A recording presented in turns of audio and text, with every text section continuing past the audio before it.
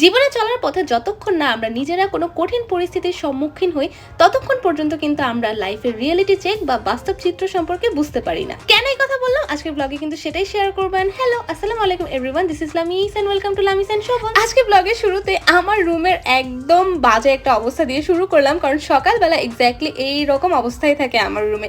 যেহেতু রাতে আমি আর আমার ছেলে এই রুমে থাকি, মানে আমার রুমে থাকি, তাই সকালবেলা রুম কিন্তু একদমই অগোছালো থাকে। তাই ঘুম থেকে উঠে আমার প্রথম কাজই হচ্ছে রুমটা গুছানো, সেই সাথে আরিশের ভেজা কাঁথাগুলো রোদে দেওয়া। আর এদিকে আম্মুকে দেখলাম আরিশকে নিয়ে রোদ পোহাচ্ছে আর সেই সাথে ওকে বিভিন্ন এক্সারসাইজ করাচ্ছে। আজকে কিন্তু সকাল থেকে আমার বেশ তাড়া ছিল, তাই ঝটপট করে ব্রেকফাস্টটা শেষ করলাম, কারণ এরপরে আমাকে বের হতে হবে। নাস্তা করতে করতে দেখলাম আম্মু আমার ছেলেকে অলরেডি ঘুম পাড়িয়ে ফেলেছে, তো এর মধ্যে আমি রেডি হয়ে বাইরে বের হওয়ার প্রিপারেশন নিয়ে ফেললাম, কারণ আমি এখন চলে যাব এক ডেন্টিস্টের কাছে আমার আক্কেল দাঁত ফেলতে। এই আক্কেল দাঁত বা উইজডম টুথে যে ব্যথা হলে এত খারাপ অবস্থা হয়ে যায় এই নিয়ে কিন্তু আমার কোনো আইডিয়াই ছিল না। আমি গত একটা মাস ধরে এই ব্যথায় ভুগছি। ফাইনালি আমাকে হসপিটাল যেতেই হলো। কিছুক্ষণ আগেই মাত্র বাসায় আসলাম, তো বাসায় এসে আমি শাওয়ার টাওয়ার নিয়ে ফ্রেশ হয়ে গেলাম। আর এর মধ্যে কিন্তু আম্মু আরিশকে একদম গোসল টোসল করায়, আর মাসাল আরিশ যেহেতু বোটল ফিট করতে পারে তো খাওয়ায় ওকে ঘুম পাড়ায় রাখছে আলহামদুলিল্লাহ। দাঁত ব্যথা যে এত ভয়ঙ্কর, এত ভয়ানক একটা জিনিস আমার নিজের সাথে না হলে আমি একদম বুঝতাম না। আর এই গালটা দেখতেই হয়তো পারতেছো তোমরা, একটু কিন্তু ফুলে আছে, তো আমি জানি না অনেক ভয়ে ভয়ে আছে যে সারাটা দিন আমার কেমন যায়। এখনো অ্যানেস্থেশিয়ার ভাব কাটে নাই, তো ডক্টর বলছে 1 ঘন্টার মধ্যে অ্যানেস্থেশিয়ার ভাব কেটে যাবে, তখন ব্যথা হতে পারে। তো উনি আমাকে 2টা মেডিসিন দিয়ে রাখছে আর কি। তো যাই হোক, দোয়া করো আর দেখতে থাকো যে দিনটা কেমন যায় আমার। পুরো দিনের ঘটনা শেয়ার করার আগে তোমাদের সাথে বলে নিই আমার শাশুড়ি মায়ের নিজের হাতের বানানো এই হার্বাল তেলটার কথা।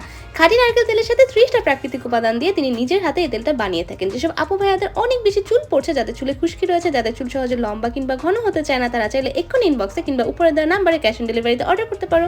আচ্ছা, দাঁত তুলে ফেলার পর আমাকে বলা হয়েছিল আজকে সারাটা দিন আমি যাতে একদম নরম খাবার দাবার খাই, তাই আম্মু আমাকে পোলাওর চাল দিয়ে জাউ ভাত করে দিয়েছিল।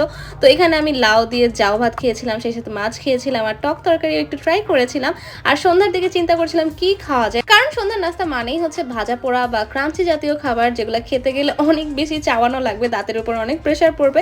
তো আমি এই ধরনের খাবার সন্ধ্যার নাস্তায় খেতে চাচ্ছিলাম না, তাই বাইরে থেকে অর্ডার করে দিয়েছিলাম এই বেকড পাস্তা, আর সাথে ছিল থাই স্যুপ। পাস্তাটা দেখে আমার মন খুশি হয়ে গিয়েছিল, কারণ এত ইয়াম্মি লাগছিল দেখতে। আর স্যুপটা খোলার পরেও আমি অনেক হ্যাপি হয়ে গিয়েছিলাম, কারণ মনে হচ্ছিল দামের তুলনায় অনেক পরিমাণ দেওয়া হয়েছে। লিটারেলি একটা বাটিতে স্যুপ আটছিল না, তাই আমার দুইটা বাটি নেওয়া লেগেছিল। আর দেখতেই পাচ্ছ চিকেনের পরিমাণ মোটামুটি ভালোই ছিল। তো আমি খাবার দাবার সামনে নিয়ে বসে পড়লাম, আর প্রথমেই আমি এই বেকড পাস্তাটা ট্রাই করতে যাচ্ছিলাম, কারণ সব রেস্টুরেন্টের বেকড পাস্তা না মজা হয় না, আর এই পাস্তাটা সত্যি কথা এত বেশি মজা লাগছিল খেতে।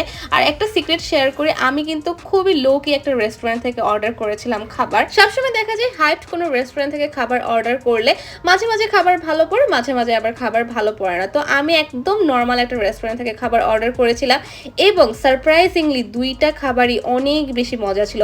স্যুপটা যেমন ভালো ছিল, পাস্তাটা তার থেকে বেশি ভালো ছিল। এদিকে নাস্তা শেষ করে আজকে আর চা বসাবো না, তবে আজকে এই কফিটা খাবো। এটা খেতে এত যে মজা, আমার এক ভাইয়া দেশের বাইরে থেকে এই প্যাকেটটা পাঠিয়েছে।